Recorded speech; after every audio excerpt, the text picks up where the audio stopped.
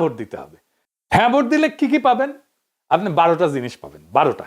কিভাবে আগামী রাষ্ট্র চলবে সেটা ঠিক করতে পারবেন। কি কি সেটা একটা একটা করে বুঝে দেখি, শুনেন মন দিয়া। আপনি কি এমন একটা বাংলাদেশ চান যেখানে তত্ত্বাবধায়ক সরকার, নির্বাচন কমিশন, সরকারি কর্ম কমিশন মানে যেটাকে পিএসসি বলা হয়, এটা গঠনে সরকারি দল এবং বিরোধী দল একত্রে কাজ করবে? সুন্দর কথা না? 2 নাম্বার, সরকারি দল ইচ্ছা মতো সংবিধান সংশোধন করতে পারবে না। সুন্দর না কথাটা?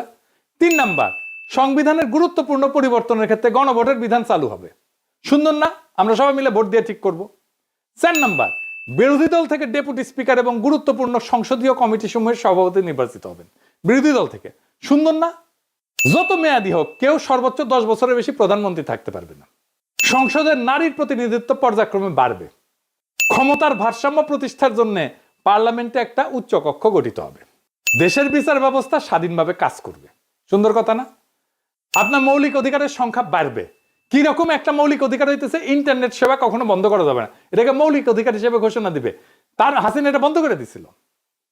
দণ্ডপ্রাপ্ত অপরাধীকে রাষ্ট্রপতি ইচ্ছা মতো ক্ষমা করতে পারবে না।